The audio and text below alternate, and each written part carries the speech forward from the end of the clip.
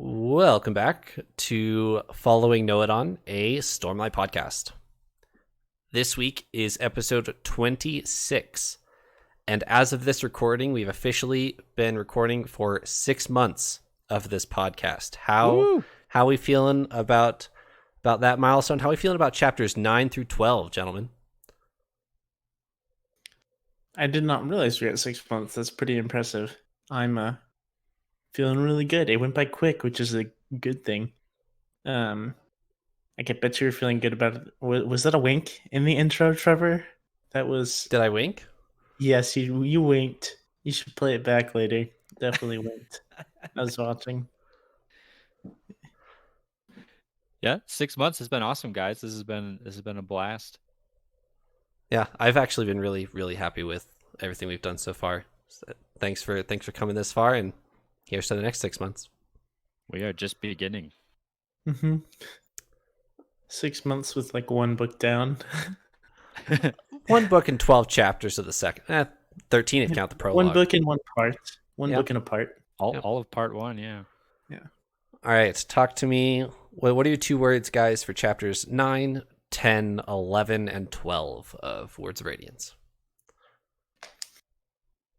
So mine, I have one shared word from last week. One different one. I have confidence and persuasion. Last week I had fear and persuasion. This week I have confidence and persuasion. Okay. We're going to start banning you from doing that, Paul. No more carrying over words. It's just I'm too good at thinking of words that apply to everything. Those are good ones. Those are definitely good ones. Mine for these chapters were learning and monsters. Learning, monsters, confidence, and persuasion. All right, let's discuss these.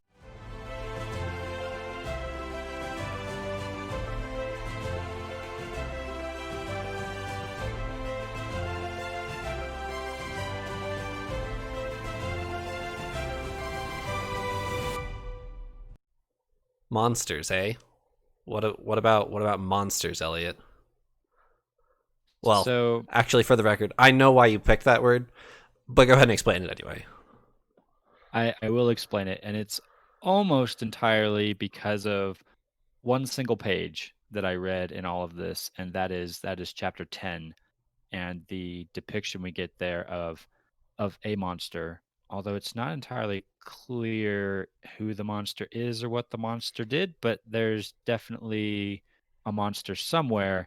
And then in the Kaladin chapters, we're still getting some ominous foreboding, if you will, of monsters that are coming. Syl talks about how she's seeing red lightning spren on the horizon that tell her something bad is coming, and we've known for a while that something bad is coming. So those monsters on the way. My second word was learning, and that was because both Kaladin and Shallan are doing a lot of that in these chapters. Shallan is having to learn the hard way now how to do some of her soul casting and struggles to figure that out. Kaladin is trying to learn more about his abilities, and his bridgemen are helping him try and find exactly what's happening, what he's capable of. So that was why I picked learning and monsters. Nice. Paul? Yeah, so I had persuasion and confidence. Confidence is mostly with Shallan, as she is kind of forced to gain a lot of confidence in order to convince her old friend Vlakov to take her to the Shattered Plains. It takes a great deal of confidence, and she kind of bucks up there in the moment. And also, persuasion was my one that was partly for that moment, as well as her running with a stick, and there's kind of a lot of persuasion going on throughout these chapters, even with the Kaladin chapters. I am a stick. Let me tell you, there are plenty of Stormlight Archive memes that involve I am a stick. and it's all from that one page because people think it's very Yes. funny. It was a good page. All I could think as I was reading that section was, I am Groot. I just imagine that stick as baby Groot just saying, I am Groot. Yep. There's No, you must change. I am Groot. there's a meme. Maybe I can find it and put it on the screen now. But it's Shalon talking to the stick, and it's baby Groot, and Groot is talking Yep. back to her. I am Groot. Yeah. Mm-hmm. That's all I could think of. Alrighty. But before we get to that Shalon chapter, we'll get there here in a little bit. Chapter 9 is Kaladin, and we can talk about Kaladin for a little bit. We haven't talked about Kaladin in at least a week. We didn't talk about him last week.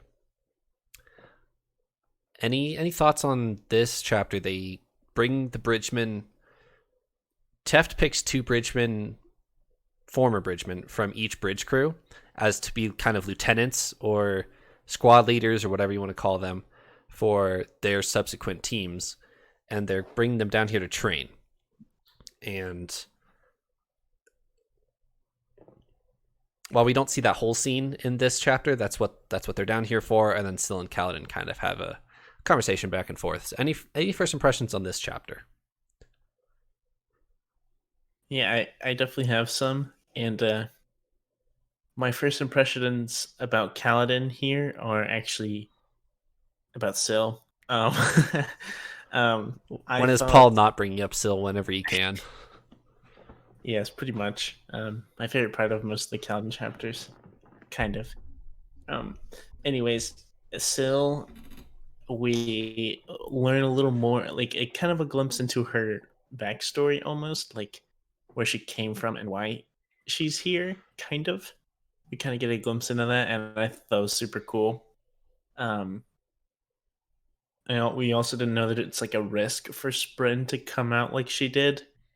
And she said she was the only honor Sprin that left, as far as she knows, as far as we know, which I thought was really cool. That also plays into my fact that my thoughts that I think that Szeth and Kaladin are not both Windrunners. I think that kind of goes into that a little bit because I'm still on this train, assuming that each different Order of the Knights Radiant has their own designated Sprin. So that goes into that a little bit. But that, as well as Kaladin and Syl's conversation about whether or not there are others like him, is really cool. And those are my favorite moments from this chapter. Going to Szeth real quick. I had the same thoughts as I read that section. I was like, wait, if there's no other honor spren that have come across or whatever, however you want to say that, of entering into the physical realm over from Shadesmar, I guess, then yeah, what's the case with Szeth? Does that mean he doesn't have an honor spren? Does that then mean he's not for sure a Windrunner? I don't know. Casting some doubt on my stance of them being different, and maybe some more evidence for your case there, Paul, that they're different. For sure. And so on that, I've thought about that a lot, and it's probably what I'm most interested in right now. I think Szeth, he's obviously tied to his Oathstone, and so I was actually thinking, now that we've gotten to see Pattern, who is Shalon's Spren, Pattern isn't bad, but he's not like, he doesn't seem near as good as like Syl seems. Syl seems like only good, I guess. And Pattern seems like a little more chaotic and not bad, but I mean, on the basis of like lies and like revealing things, like hidden things, and it seems a little more wishy-washy. I'm actually wondering if Szeth Spren is kind of the reason he's in his predicament. What if he has to follow this because of his Spren, and this Spren is what's like causing him to be linked to this Oathstone, and it's like it's way more forced, like that's the relationship almost, like he's bound to it like on his like he doesn't have a choice, and I'm wondering if that him not having a choice is coming from his spren. Is my thoughts right now, which would explain why he does all the bad things he does, even though he's always seemingly not wanted to. You said that pattern was chaotic. That just made me think of the 9 grid of like That's exactly what I was thinking Syl of. being like lawful good and pattern being Yes. chaotic good, and Yeah. Yes, exactly. It's a good comparison, actually, because Yeah. Syl seems very, very concerned about what is right and what is wrong. Pattern doesn't seem to care. We haven't seen a ton of him, so maybe that's a little unfair on him so Mhm. far. But he seems a little less concerned about like what's right and wrong versus like what to do in the moment. Maybe so far, I don't know. our bizarre kiddo, as we've defined him as. Yes, he is one bizarre Olaf, he's still Olaf in my mind. kid. It's Some interesting comparisons. It's particularly fitting, actually, because when Kate Redding does his voice, she kind of hums it. She's like, yes, and then Olaf's trying to sing everything in Frozen. Like, yeah, it is pretty good. Yep. So, I want to read a quote that actually concerns Syl and Pattern, and it's in this chapter. It's on page 131 for me, and it starts with Kaladin speaking. Syl, are there others like me? They kind of go back and forth a little bit, and then Syl finally answers him. Actually, no, this is Kaladin speaking, sorry. So, you've had plenty of time to think about a good answer, Kaladin said, folding his arms and leaning back against a somewhat dry portion of the wall. That makes me wonder if you've come up with a solid explanation or a solid lie. Lie? Syl said, aghast. Kaladin, what do you think I am? A cryptic? And what is a cryptic? Syl, still perched as if on a seat, sat up straight and cocked her head. I actually have no idea. Huh. I think it's funny that Syl uses that as if it would be like a term of phrase that she would use. Like, what do you think I am, a cryptic? And she doesn't even know what it means. Like, as a reader, we know that it means what we know as lie spren for pattern, but Syl is using this term, and then she's like, I actually don't know what that means. Sorry. I think it's a very good Syl moment as we've coined them. I thought it was interesting on that note because we do know, like, it was obviously intentional. We know what cryptics are at this point. And she does and doesn't. So she knows that she doesn't like cryptics, but she doesn't remember who they are or why she doesn't like them. Right. Which is interesting. I'm guessing that had to do with her leaving Shades more, I guess, and coming to Roshar. So, and it's another good example of just this fragmented memory that Syl has, and Pattern seems to have as well, where it's almost like intuition or instinct that she knows that she's supposed to hate cryptics, but she doesn't even know what a cryptic is. It's interesting how she remembers some things but not others. It's like she doesn't have the whole picture. I'm really curious why that's the case, and if crossing over was what caused that, or I don't know. It also gives more credibility to Jasna's research. Jasna had figured out that there is spren politics, and that honor spren and cryptics don't like each other. And so we've seen here now that Syl is an honor spren, and she doesn't like cryptics. She doesn't know why, but she doesn't like cryptics. So that's going to be the finale of Words of Radiance. All out, drag out, fight to the death between Syl and Pattern. And Shalana and Kaladin trying to break him up. Yeah, exactly. Epic ending. Very epic. Yep.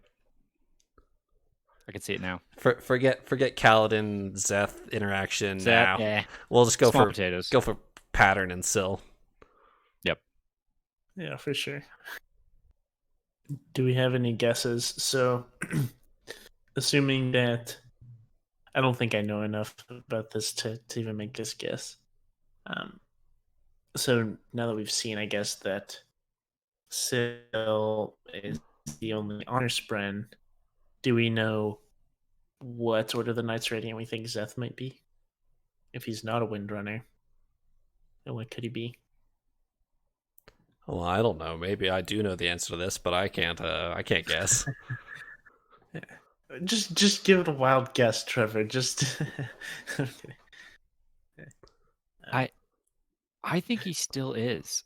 I think Zeth still is a Windrunner. There's still just too much similarity for me between the abilities that they have and the focus on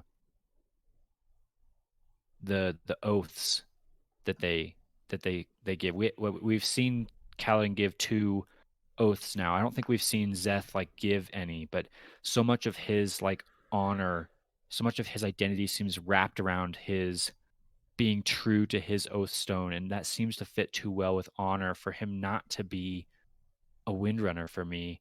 But I would think he would have to have an honor spren then. So I think either Syl's wrong that there is another honor spren and she doesn't realize it, or maybe Zeth is some kind of anomaly where he's supposed to have an honor spren but he doesn't, and maybe that's the problem with him, is he doesn't have that conscience, if you will, telling him what he's doing is actually wrong when he thinks it's right.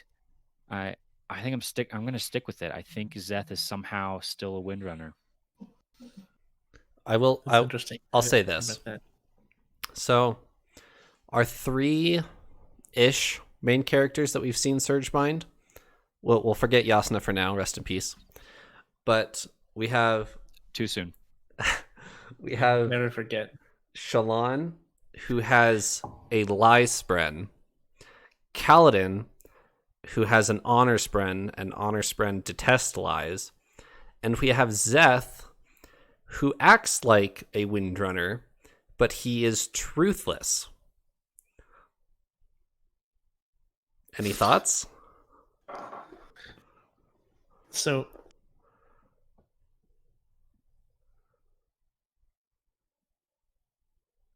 I think you just broke us both. Yep, I'm looking at both cameras. Yeah,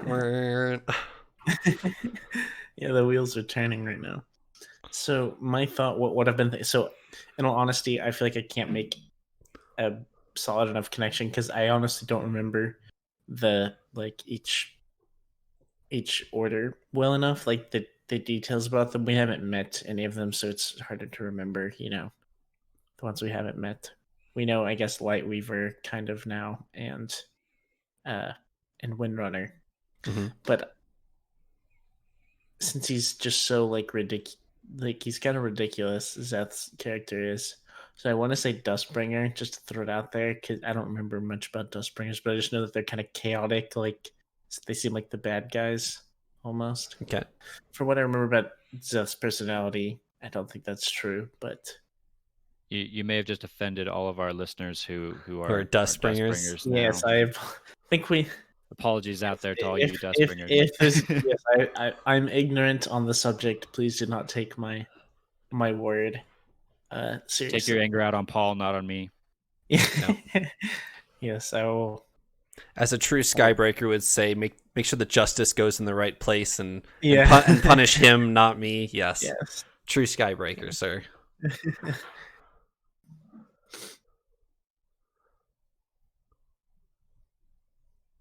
Alrighty. So, Eliot, Paul didn't have this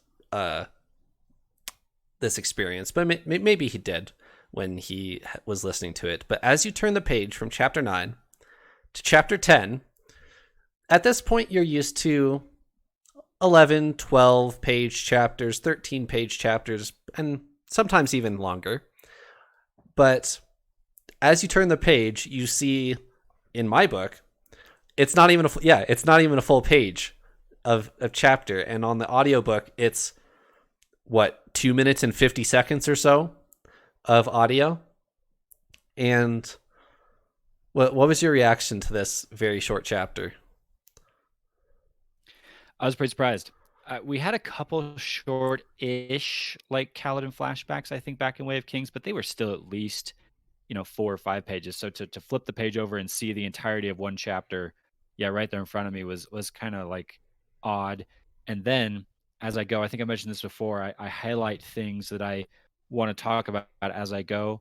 I highlighted every single word in this entire chapter. There is so much packed into this. I have just as many notes on this one page as I do on the entirety of chapter 9 that we just talked about. There's so much here that intrigues me. This was way different. I'm glad. I didn't think that hard into it. There's definitely a lot of stuff to talk about, but I'm curious to hear Elliot's thoughts. So I did not. I was just listening through. I heard chapter 9. Here comes chapter 10. I didn't look to see the time or anything. Sure. But then it was 2 minutes, and it was chapter 11, and I was like, "Excuse me, what do you mean?" So it was kind of funny, but yeah, I'm honestly really curious to hear Elliot's thoughts on this chapter. Let's give it a little My baby. context before Eliot jumps in. It is our first flashback Shallan chapter that we've had. The only context we've had for Shallan's past before this was an interlude from her brother. And that's the only time back in the Way of Kings, the first sets of interludes was Shallan's brother. And that's the only other thing we've had set in Yaakoved. And this is our first flashback Shallan chapter. She's grown up in Yaakoved. So it's not much, but Eliot, what do you got? So this was a kind of terrifying chapter, honestly. I'm really scared, honestly, to know what has happened to Shallan in her past, and to know that it's her father who is likely the source of a lot of fear and a lot of hurt that has come to Shallan, and that even just thinking about that gets my blood boiling a little bit. So to have a quick glimpse into that world is scary, honestly, to read it. And I appreciated the time frame. It says very clearly 6 years ago, so that's very helpful. That's right about the same time as Gavilar's assassination, and so we can kind of put that into context with the history of it all. So that's helpful. We see what I'm going to classify as a murder scene or a crime scene. So we're going to do a little bit of crime scene investigation, Roshar, if you will, and Okay. try and piece together what happened here. We have young Shallan, who 6 years ago, Trevor, I think you said last episode that Shallan is supposed to be 19. I think I misspoke. I think she's actually supposed to be 17. 17. Okay. Okay. That would make... You definitely did say 19. I did say 19, but I believe she's actually supposed to be 17. At least at the beginning of the Way of Kings. It says 11 here in this chapter, so that would make sense then. 17-year-old Shallan 6 years ago is 11. Okay, so we have 11-year-old Shallan here in this chapter. She's terrified by something that's happened. Her father picks her up, says, "Pretend it never happened." Then we learn that there's the body of a woman and the body of a man here, and they're both dead. The man has bled. The woman has not. We see that it looks like the woman is Shallan's mother, and she's laying face down specifically so that Shallan cannot see the eyes, and Shallan specifically thinks the horrible eyes. And so my first thought there is that Shallan's mother has been killed by a shard blade. We've seen before that shard blades burn, that first off they kill with no blood. They pass through flesh, and it's almost like they cut through the soul of a person instead of the actual body of the person. So correct. No blood. Eyes that are horrible. We don't get a description of burned out, but this seems very much in line with a shard blade death. But the man has bled, and so he has been murdered by not a shard blade, a traditional method, if you will. So your normal method of old school, right? Old school murder. Exactly. Oh no, I just lost my spot. So we have her mother, who's been killed by a shard blade, and we have another man, we don't know what. We've kind of been assuming, or I've been guessing at this point, that perhaps in this time, Shallan's father still has the shard blade, and that Shallan gets the shard blade from him when he dies. That's all a bit of a guess. I don't have any evidence for that right now, but that would point to Shallan's father killed her mother in the presence of another man.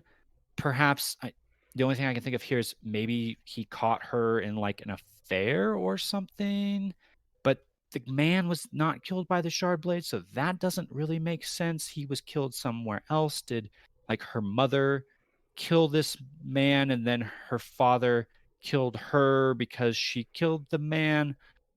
I honestly can't really piece together what all is going on here. And then, as if there wasn't enough packed into this chapter, where when I think I've gotten my mind wrapped around at least who's dead and maybe who did it, now we get a reference to his strong box. And as they're leaving the room, there's a description of this strong box that's containing something powerful. Shallan even thinks there's a monster inside there, but we get this light that's emanating from this box. So maybe monster in the box that did the murdering. I'm really confused, really intrigued. I feel like I've learned something important, but I just can't. Paul, did you figure out more than I did? Please don't ask me. Let me jump in real quick. Okay, I feel like I've learned something important, but I don't know what it is. Is classic Brandon Sanderson writing. Like, I feel like it's right in front of me, and I'm trying to understand what's happening here, but I have no idea. Yeah, it's got some like eerie Pandora's box sentiment about it. Like it's really weird. It's also just it's like really creepy scene. Oh yeah, because obviously Shallan is very like upset. She's like 11 and crying about what happened. And the dad just like it's like a horror movie, like actually like a lullaby kind of thing and stuff, like dark, eerie, ominous. Like the line that really got to me, especially on my first couple reads, was Shallan asks herself, "Is the room shaking?" No, I'm shaking. I'm the one that's shaking. Like that's, I hate that line. That just makes me like an 11-year-old girl being that like afraid, and she can't blink. Her eyes are like completely open and shocked. Like that, I don't know, gets my skin crawling. And the fact that it does, it gets your skin crawling. It's exactly right. And where we're kind of seeing this from Shallan's perspective, and so we're not getting the whole story, but she knows that her father's a monster. So clearly he's just done something. I'm assuming it's murder her mother right in front of her, that Shallan knows I should be terrified of this man, but at the same time she lets him carry her out of the room, singing her this terrifyingly creepy lullaby the whole time. Like, oh my. On that lullaby, by the way, I thought that was rather ingeniously written by Brandon Sanderson, because it was perfectly soothing and creepy, just like a lot of nursery rhymes are. Yeah. If you think about it. Go sing the rockabye, or what is it? Ring Around the Rosie. Ring Around the Rosie. Ring Around the Rosie. Jack and Jill Go Up the Hill. Read into that one a little bit. There's another obvious one. I don't know whose idea it was, way back then to make these. Doesn't make sense. What's the one where the crib falls out of the tree? That's what I'm thinking of. It's Rockabye Baby in the treetop. Yeah. Mm-hmm. Yeah. What perfectly written. Whose idea was this? Right. What a perfectly written little Rochar version of a creepy but kind of soothing. You could totally imagine this being sung, over a crib for a kid. But when you actually look at the words, it's like, oh man. Yeah. Yeah. All right. That was my take on chapter 10. Plant your flags. Predictions time. What actually happened? I want a definitive prediction from each of you. A definitive one, or like a general? What do you got? You could be wrong, could be right. What do you So think happened? my initial thought, actually, which I think is really ridiculous, was that something happened and Shalon killed something. That was my thought, Okay. and I think I'm gonna stick with that, just because she seems very traumatized by what happened. So it's either one of two things. Most common or guess is probably she witnessed a murder. Second, and what I'm thinking is like she was attacked or something and killed someone like in self defense, like out of fear, and is now like traumatized, right? Um, so that's what I'm gonna go with, and maybe I don't know what could have done it. It's really grasping at straws here, but I think something happened and Shalon was maybe attacked by the first man and like killed him, and then the dad came in and had his shard blade and killed the woman, and then carries her out. Elliot? I have no clue. I really have no clue. That's such a far reach. I actually don't believe that will happen, but that's what I'm going with. All right. I'm where you're at, Paul, in the sense that none of the scenarios I can dream up make full sense. Like none of it quite can piece all the way together. Because I agree with you. I feel like Shalon may have done some killing here. The opening line of this chapter is, "The world ended, and Shalon was to blame."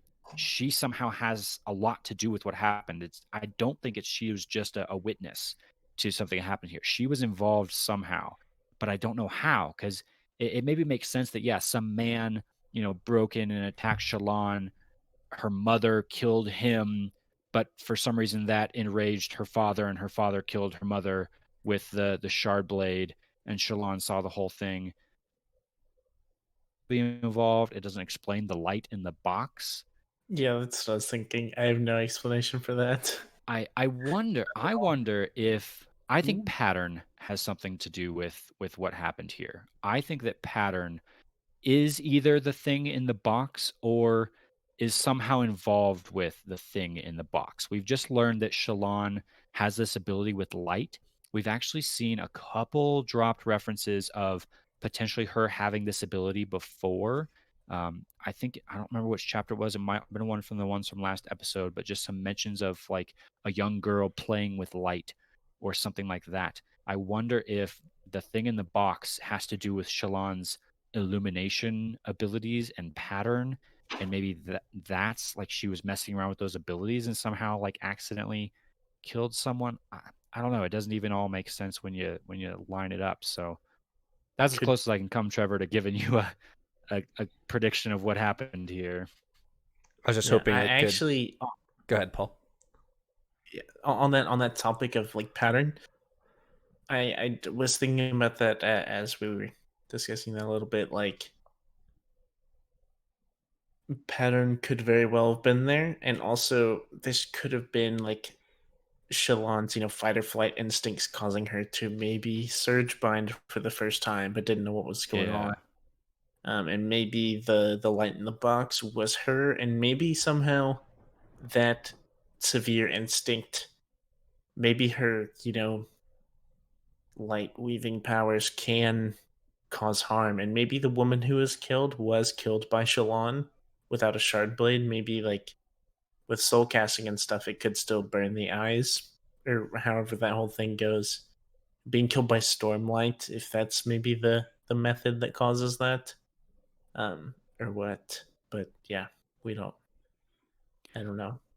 I I will give you a little soundbite, Trevor. I will claim that Shalon's father killed her mother.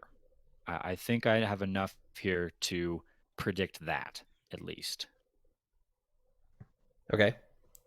Let me read two excerpts from this chapter. They're real quick, but they are important.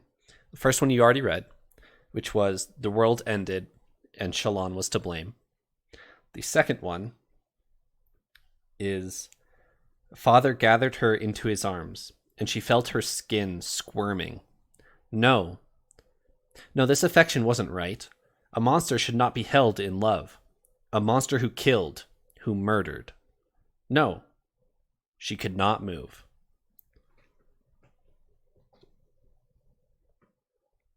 And that's the dilemma right there for me, because who is the monster? Is it Shallan or is it her father? And I can't tell. I can't tell. Right. See, if you didn't say that just now, Elliot, I think I would have just like my initial thought was Shallan's the monster, she's being held. But now I don't know. I didn't even think of that, but now I just don't know. And okay. All right. Moving on. Alrighty. There's only so many words in the chapter. There's only so much information you have. Yeah, so We've covered about every sentence. yep. true. Oh, my baby dear.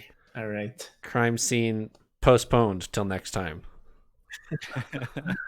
Oh man, I'm really excited for more Shallan flashback chapters though.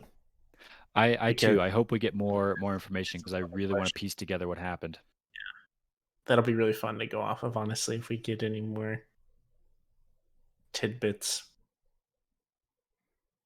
But not for right now.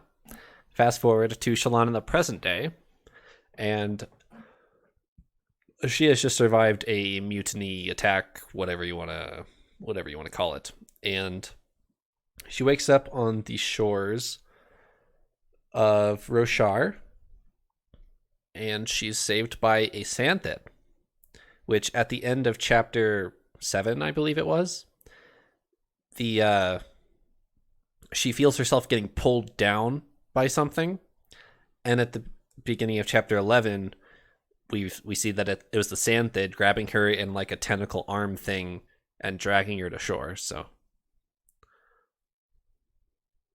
any thoughts on this chapter of Shallan waking up? The Santhed is either just a really nice guy or he knows something we don't. I'm intrigued now even more by the Santhed.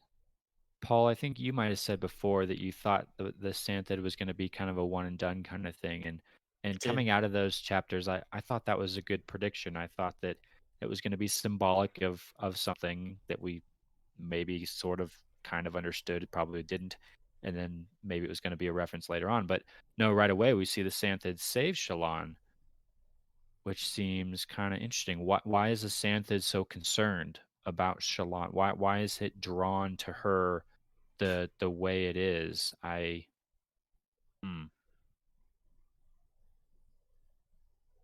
Maybe it recognized her from when she went diving.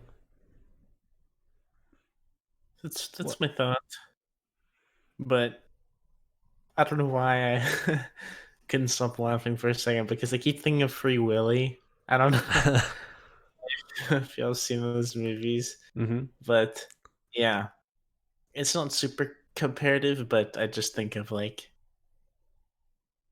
I don't know, like it's her flipper, like they're just pals. They just help each other out. Yeah. They've made a connection now. Yes, they're friends. Yeah.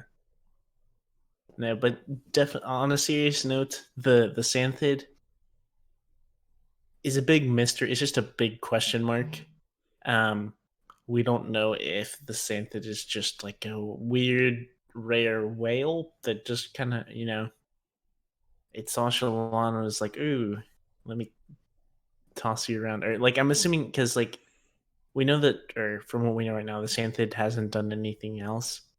So the Santhed has to either be attracted to Shallan, maybe it's somehow correlated to the Spren, maybe the Santhed is far older and wiser than we know. That's what I'm thinking at this point, now that we've seen this. But it doesn't really make sense. My only other thought on the Santhed is maybe it's somehow attracted to Shallan's abilities. The way that certain Spren are attracted to certain events or emotions or things. Maybe the Santheds are just kind of in tune with like the illumination ability that she has, and so when she does that, they're kind of somehow attracted to that, and so now it feels a little bit of a connection to her, and wants to protect her or save her in what small way it can. All guess. That's very true. That's definitely the sentiment I get from it. Who knows? I certainly don't. Definitely not. When she, I believe you. Yeah, I know you do. When she finally hits land, and I don't know if you guys have tracked this on your map or not at all, but on your guys' maps that you have near you, Carbranth is in the south center of Roshar. It's on the southern coast, and she's sailing around the southern coast and towards the east coast of Roshar to connect to the Shattered Plains from the east. And they get shipwrecked halfway through. So on your map, where is she? There. Which is? So on the map that I have, there's a city there labeled the Shallow Crypts. Okay. But it's the Frostlands in the midst of what seems kind of like nowhere, which is the impression I get from these chapters as well, that it's a bit of a wasteland, frozen wasteland kind of place. Yes. So I assume it's like the equivalent of northern Canada for us. Very cold, very hostile. She's shipwrecked here, and all she wants is a fire. All she needs is warmth because it is freezing cold. On chapter 7, it's described as the icy depths is what she's dragged into. So very cold. She's wet. She's unconscious. She wakes up. She sees a fire. Unfortunately, she doesn't get one because she can't convince a stick to turn into fire. The stick is very ineloquent, as she puts it, and she cannot argue with a stick to become fire. This is a very enjoyable scene for me. What did you guys think? I think my favorite part about this scene. So she's trying to convince. Is she in Shadesmore? Like with this? Yes. Also, so she's like in Shadesmore, has the stick, is working to convince it to become fire, like how she convinced the boat to become water, I guess. Mm-hmm. And so she's trying to convince it, or incentivize it by offering it Stormlight. She's like, I have this Stormlight. I could give you some of this Stormlight. And she's like, for things? Like, what does a stick use Stormlight for? Like, what do you do with this? And she's like, yeah, I could give you Stormlight for, stick things. Like, you want the Stormlight. I don't know why you want it, but please take it and become fire. And stuff, and I thought that was hilarious.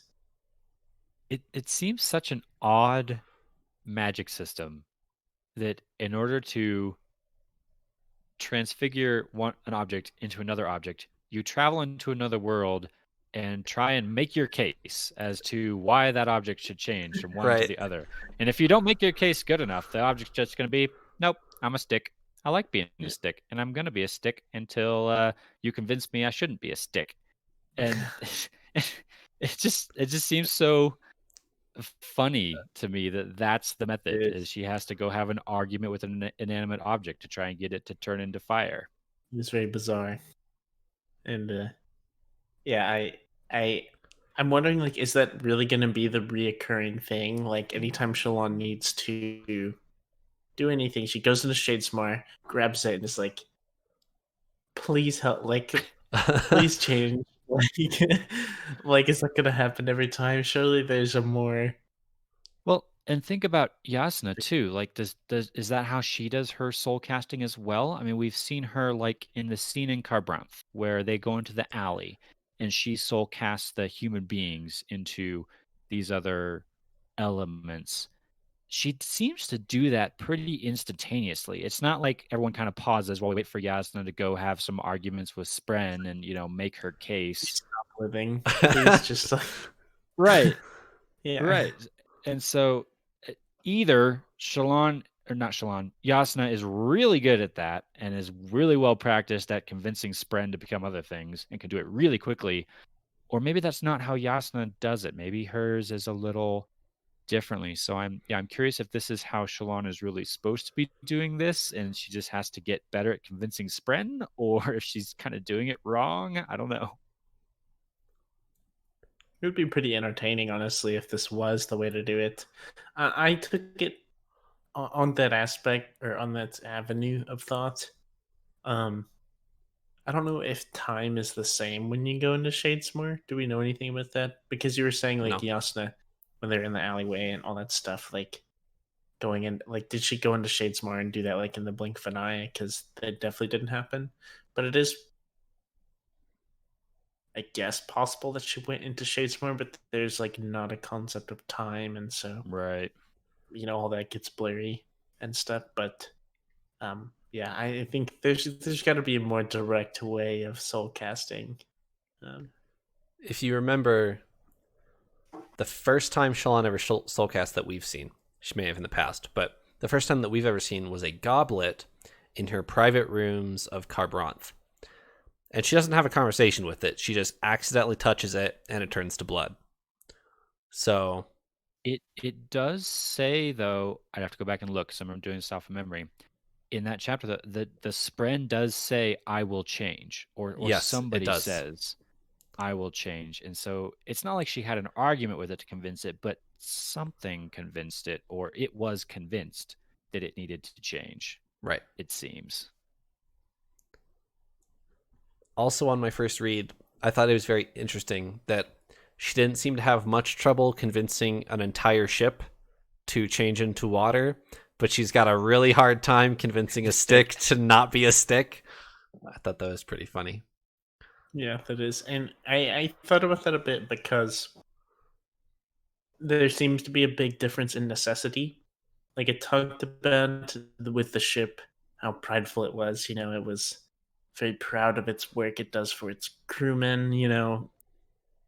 Very happy boat.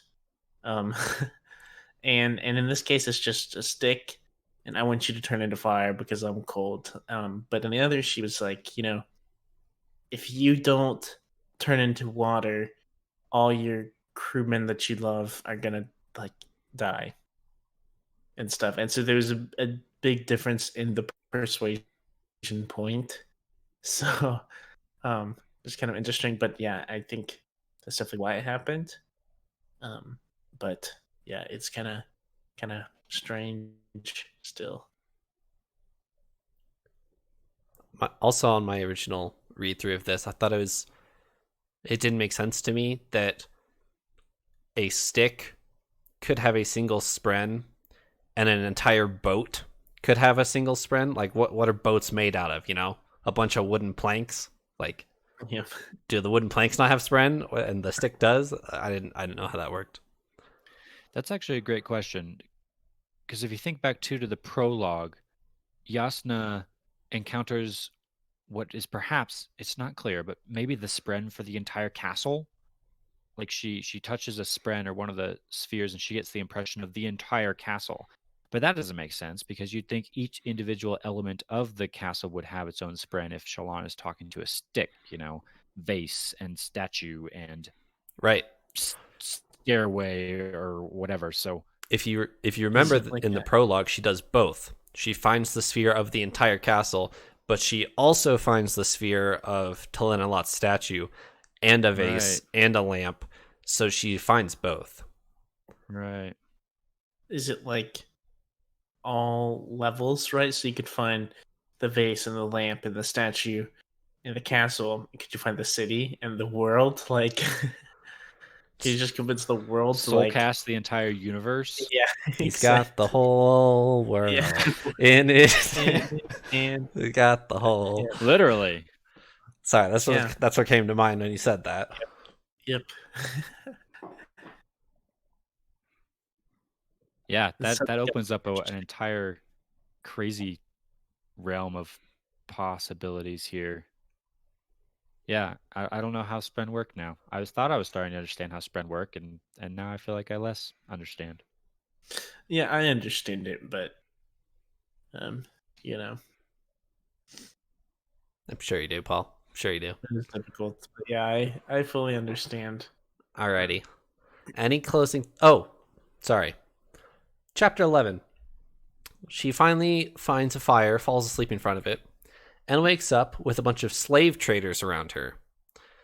And when I listened to this book for the first time, I didn't realize that this was Tavlakov. Like, they say his name, but in this chapter, it's Kate Redding reading this chapter as opposed to Michael Kramer, who read Tavlakov's character back in The Way of Kings. So they have different voices for the same character, and I didn't realize that we'd actually seen Tavlakov before. Tavlakov is the slave trader that Kaladin is under when we first meet Kaladin in the Shattered Plains. Tavlakov is a slave trader around the Shattered Plains. He finds a bunch of slaves, ships them to the Shattered Plains to be bridgemen. That's his trade. And we meet Tavlakov here, and he says, well, we're done with the Shattered Plains. We are headed to the Shallow Crypts. We're on our way to the Shallow Crypts, and we don't have anything to do with the Shattered Plains at all. And Shallan's like, yeah, you do. I just happened to plop into your life, and you're welcome. So now we're going back to the Shattered Plains. And Tavlakov's like, okay, I guess we're going back to the Shattered Plains now. Doesn't give up much of a fight to her. So any thoughts on meeting Tavlakov again? I think it'll be really interesting whenever they get back to the Shattered Plains, and we'll see, I guess, how that greeting party will be with Kaladin and crew. But I did think that was really interesting and really funny. I think it's really cool how they brought Tavlakov, Tavlakov back. Should I put him back in our spell check since it's been a while since we've seen him? Probably.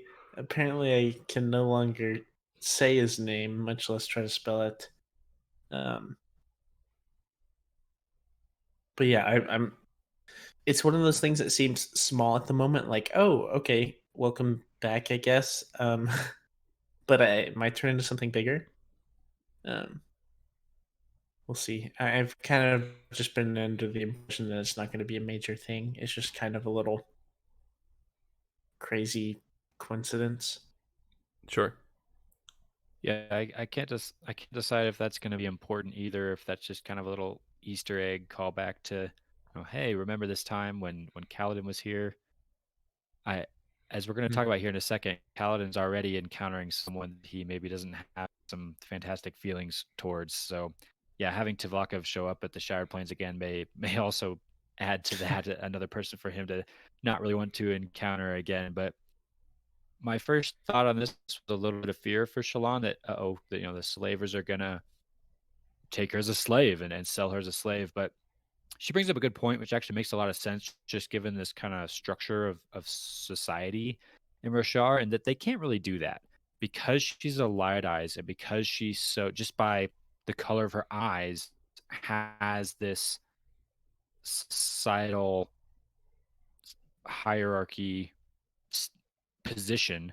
They can't sell her as a slave because everyone's going to look at her and realize, you have a noble woman. How are you trying to sell her as a slave? You better be able to prove to me that you didn't just go kidnap her, kind of thing. So just kind of the way their society is built protects her in that way, which is kind of, it's very interesting, actually. It doesn't stop them It doesn't stop them from just robbing her, though. They could just rob her, but they don't. They've, from what we understand, they like to think of themselves as businessmen and merchants, as opposed to humble merchants. Yes, as opposed to slave traders. So they at least think they have some pride that they don't just mug her and leave her to die. And in this moment was the big reason why I chose my word of confidence, because Shallan has had the internal struggle before with the conversation of power with Yasna and like, where does power come from? And Yasna's like, power isn't really that real. You just kind of fake it till you make it almost. And Shalon acts that out here. She's like, no, like you're taking me to the Shattered Plains. Like I'm super rich, like you'll take me kind of thing. Whether or not she has the resources, she's just kind of bluffing at the moment a little bit. Right. So, and she was super nervous about it and did not enjoy the process, but that's why it took a great deal of confidence.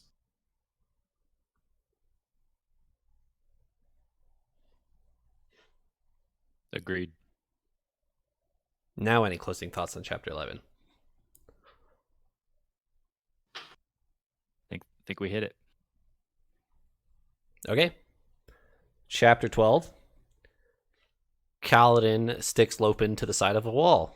You guys want to talk about this little scene? I know Paul wanted to talk about it, so I did, and actually, sorry, I think I do have a closing thought on chapter 11, right quick. sure. So one thing that just kind of popped into my mind. So Shalon told Tvlakov that he will be like greatly compensated for, taking her to the Shattered Plains, right? Right.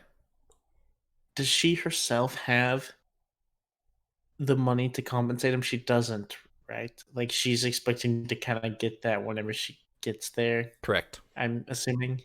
And so one thing that I just thought of that might become a bigger problem with Tvlakov is they're gonna get there. She's gonna be like, hey, like by the way, I told him I'd pay him, right, because he helped me over here. Can we do something? Can we, compensate the lovely man? And Callan's gonna be like, no, we cannot. Like, no, thank you. And that might become a conflict.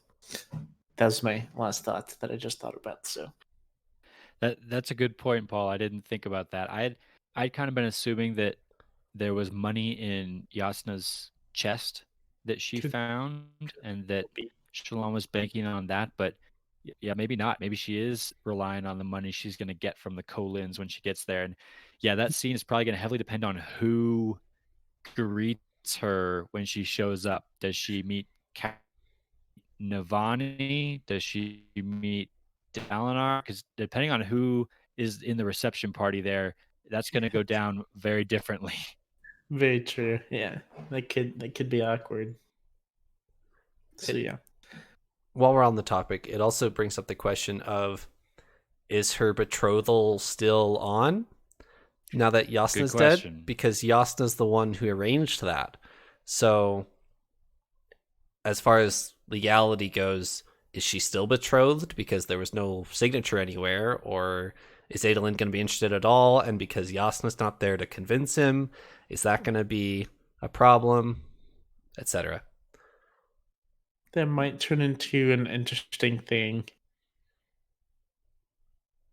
So the whole premise was like you're like kind of betrothed, but it's still like consensual. Like Adelin's still supposed to be okay with it. Um, but I don't know how that's gonna go. It might go okay. I have a feeling that Shalon and Navani are gonna become good friends. That's my guess. I think that she will almost take over the social role of Yasna for her. Okay. Yeah, I'm curious what's going to happen there too, because I envisioned it being Yasna who was going to be doing the Shalon meet Adolin. Adolin meet Shalon. You're now engaged. Now that we don't have Yasna to do that little introduction, yeah, is this going to get forgotten or brushed aside? I don't know. Yeah. Someone just needs to tell Adolin to bring some jam and then they'll be all good. Yeah. Some strawberry jam. Yes. Yes. That's the only hint he needs. Someone help him out. Um yes. But on our other chapter here, chapter 12, with Lopin being stuck to the wall, that was very great. Him and Rock having their own struggles hanging onto the wall. It was pretty funny. It was a very enjoyable, like happy chapter, kind of. Yeah. I I really loved it. So to set, I can just envision Lopin just stuck to the wall there, heckling them as Yeah. they're standing there, watching their stopwatch. They don't have a stopwatch, but counting down the seconds of till Lopin falls off the wall. Mhm. Very, very good little comedic relief here. yeah, And this is also where they start to do more training with Kaladin's surge binding abilities, which I think is a really cool scene. I think this would be super awesome in like a show, like a live action show, like we had mentioned before. mhm. Um, just like hearing the descriptions and the choreography of like Kaladin using his surge binding to like stick people's spear to the ground and make them trip and like all this stuff and everything. And I think that's super, super cool. Really exciting.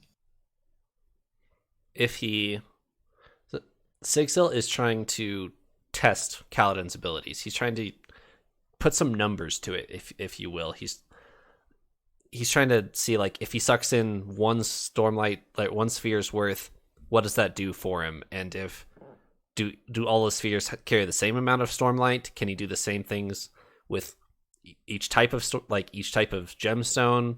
And he realizes that he doesn't have the materials with him. He doesn't have, like, he can't really count correctly, like to the precision that he wants. He can't. He kind of gives up and says, "Sorry for wasting your time. I'm not doing a good job with this."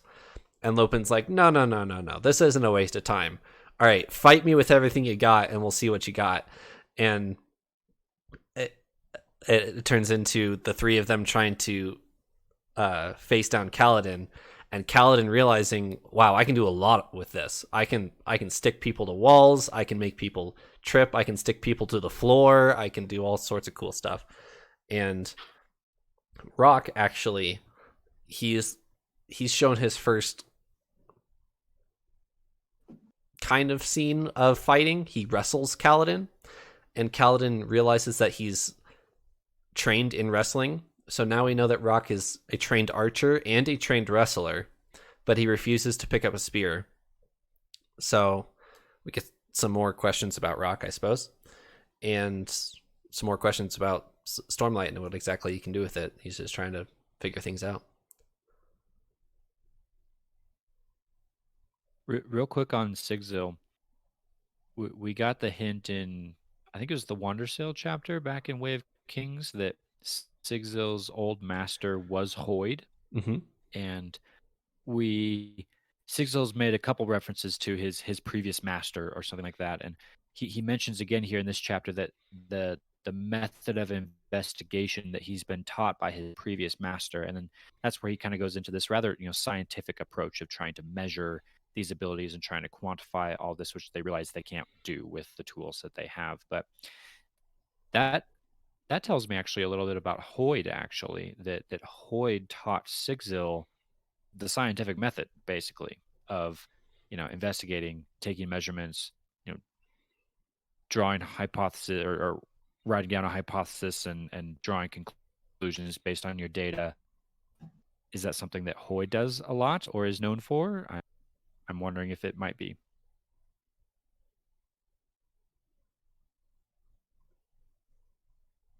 I actually did not remember that Sigil was under Hoid.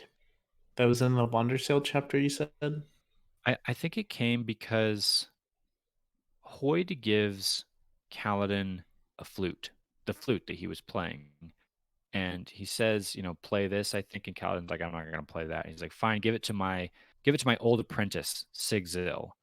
And I think that was the reveal of Sigzil being at some point tied to Hoid in some way. That's not 100% accurate, but it's pretty close. Close enough. He gives him the flute, and Kaladin's like, I'm not going to play this. And then Hoid turns around and says, look after my apprentice. I tell him I graduate him. He's a full world singer now. And Kaladin realizes, oh, he's talking about Sigzil. And then Kaladin says, oh, I'll just give him the flute. And Hoid says, no, you won't. The next time we meet, I expect you to know how to play it. And he hasn't touched a since we, as far as we know. So there you go. Okay. So Kaladin still does have the flute. but we did figure out that Sigil and Toyd are connected.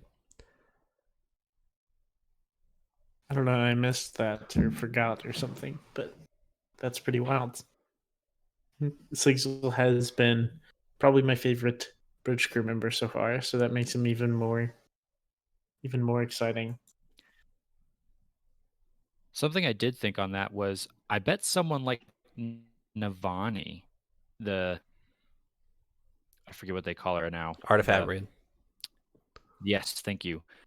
Navani the Artifabrian, she probably does have the right scientific tools to do, some sort of calculation or study of surge binding and his abilities. So I would love to see Dalinar start to really flesh out his idea of reforming the Knights Radiant, for Kaladin to reveal that he has these powers, and then to get with Navani and really start to learn what he's really capable of. I feel like Navani might be the kind of missing piece there of the scholastic knowledge that she has and the scientific ability. All of that could really come together to really grow Kaladin's abilities even more. Would be really cool to see. He has to tell Navani about it first, though. He has to tell anyone not Teft about it, or Yeah. these guys. He's still living in fear. Very true. So at the very end of the chapter, we get an interesting reveal for the end of part 1. Amaram is back. Oh boy. So, for those of you who don't remember, Amaram is the Bright Lord who Kaladin met back in Hearthstone. He recruited both Tien and Kaladin into his army, and enlisted. Whatever you want to say there. A couple months later, politely. Yes, a couple months later, Tien dies. A couple months later, after that, Kaladin saves Amaram from a shard bearer, and Amaram the next day kills all of Kaladin's friends and takes Kaladin's shard blade.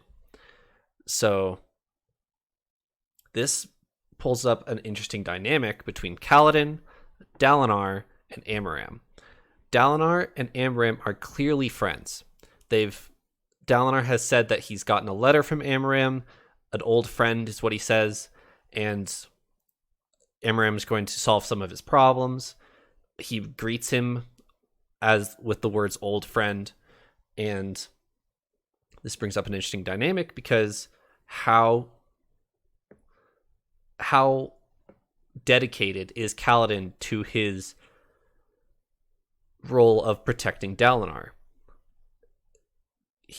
Has he made an oath, as far as Syl would define it, to protect Dalinar, or has he just said, "Yeah, I'll be here for you, Dalinar, if you pay me"?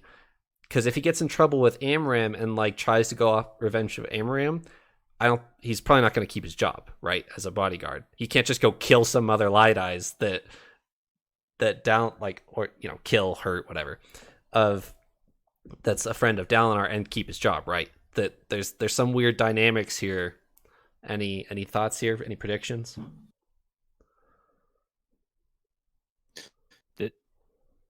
This is certainly a problem, a big problem for multiple angles.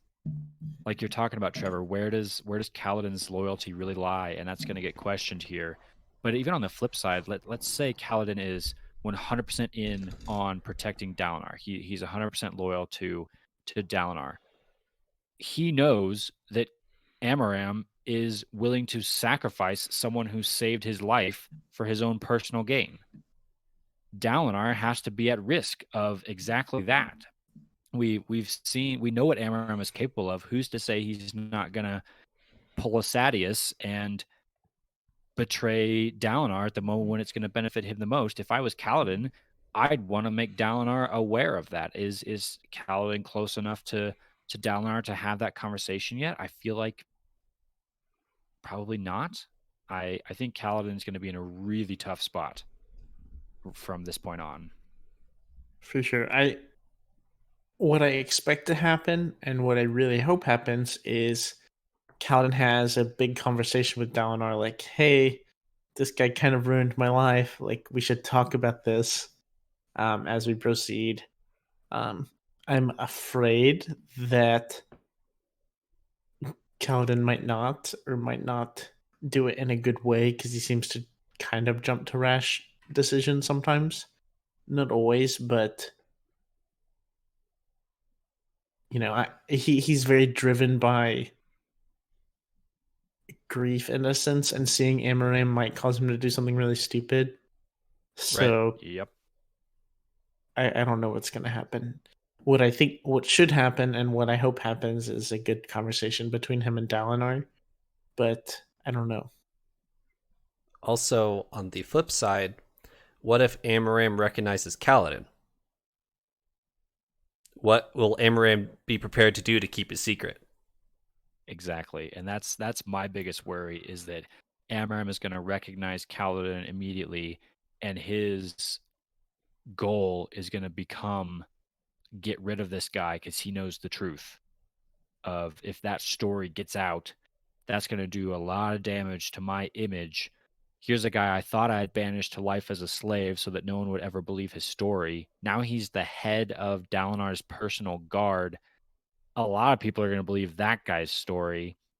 If Amaram does recognize him, which I'm assuming he's going to, he might just be now in the business of trying to take Kaladin out of the equation.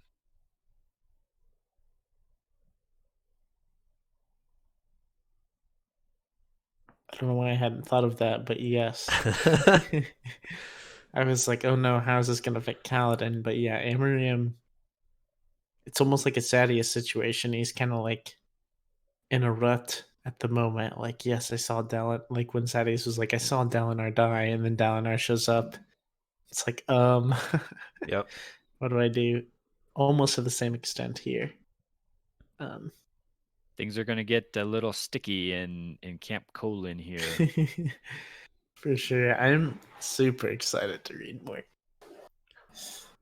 We do have some interludes coming up though, so oh yes, we get to. I'm more excited for this that. is the end of part 1. We'll talk about the end of part 1 here in a second, but we've got some interludes coming up next week, and then into part 2 the week after that. So, as kind of wrapping up the entirety of part 1, any thoughts, gentlemen? You know I do. Paul, do you want to say anything before I talk for probably too long?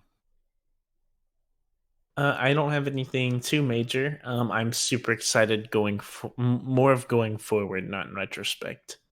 I'm super excited to learn more about Shallan's past, as well as we kind of dive into the realm of Spren and learn more about that.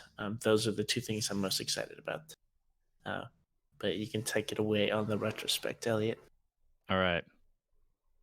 I gotta say, the end of part 1 snuck up on me here. I turned the page after chapter 12 and couldn't believe that was the end of part 1. That went super fast. I think Way of Kings had an equally short part 1, so maybe I should have expected that. But I was just completely caught off guard. Like, wait, that was it? That was all part 1? But I guess it makes sense. We're 4 episodes now into Words of Radiance, so I guess that brings us to the end of part 1. So I had to go back and study a bit and figure out what I thought the theme for part 1 was. And it didn't actually take me too long before I think I settled on the theme for part 1 being change. We see this primarily in Shallan's story, which makes sense. It's Shallan's book. Shallan is dealing with a lot of new changes. First off, all her family problems seem like they're solved. Then she learns that she has a little Spren companion named Pattern. She learns she has these new abilities. She kind of knew she could soulcast before. Now she learns that she can create light or create illusions and images. She gets engaged. That's a pretty big change. Yep. Then her mentor, who's been teaching her all of this, dies completely out of the blue, and she has to strike on her own and figure out how to do all of this out of the blue. In the middle of the ocean, man. You really had to. Too soon. Yeah, I had to do it to him. Yep. On top of all this change, she's dealing with trying to figure out how to make Spren change. We have the scene we just talked about with the stick and her trying to figure out how to change these Spren or convince them how to change. And so that seems to be what Shallan is dealing with most right now. But then when you look at the Kaladin and Dalinar storylines, they're dealing with change as well. Kaladin and his bridgemen are having to go from being bridgemen and the fight to survive that is, to being soldiers and realize that we have a purpose. We're part of a bigger entity here now. We have to behave like that. We have to understand where we fit into this larger machine. It's no longer about each other. Now it's about we have to do a job. We have to protect Dalinar. We have to learn what we're capable of and how do we do that. Dalinar himself is having to deal with change. He no longer has a shard blade. He no longer has his shard plate. He gave his shard plate to Renarin, right? He doesn't have that anymore. Correct. Okay, so that's a huge change for him. That's been a huge part of who he is up until now, and so he's having to learn how to deal with people diplomatically instead of just bashing them over the head and telling them you have to do this. And he doesn't seem to be taking that change super well, but he's trying at least. So we've seen a lot of change. We've seen a lot of new circumstances for a lot of our characters to start here, which I think maybe sets the scene probably pretty well for the rest of this book. Now that we've got our characters headed on new trajectories, how are they going to handle those? What's going to happen to them now that they've pivoted and struck out on new journeys? So makes a lot of sense for the start of a second book, I think. Cool. Any closing thoughts for episode 26? Going into these interludes. Paul, do you think we're going to see Ishik again? This is the first set of interludes. He was in the first set of interludes for Way of Kings. True. I don't think I'm under the impression that each interlude will be different. I don't think it's going to start repeating the interludes. Like, we're going to see the same characters in the respective interludes as last time. We probably will see some of the same characters, like Zeth, of course, but I mean, that was a given. Okay. I'm assuming. I don't think we're going to see like Ishik, Non-Balat, Zeth, and then like the same ones for part 2 and stuff like that. Right. I'm expecting entirely new interludes, but yeah, I'm excited for interludes. I like them. I like learning that you get a lot of world building kind of stuff in them. So I'm curious to see where else in Roshar. We talked a while back now, several episodes, that we've seen quite a bit of Roshar now. We've at least seen a scene in most of the areas of Roshar, but not quite all. So I'm hoping we'll get to see maybe some new areas, maybe a few of the areas we haven't been to yet, which will be cool. But at the same time, part of me really doesn't want to pause for interludes right now. I want to know what's coming next. I want to know where we're going with this, how Kaladin's going to deal with Amaram being back in the camp, how is Shallan going to make it to the Shattered Plains. I'm assuming she's gonna, but last time when I was joking that she wasn't going to make it, she then proceeded to not make it. So is Shallan even going to make it to the Shattered Plains this time? I want to know all those things, and knowing we're going to have to pause for a bunch of interludes is it's exciting but frustrating. Sure. All right, the only way to find out is read and find out, so we can call it here and reconvene next week. Thanks for joining me, Paul and Eliot. Indeed. of course.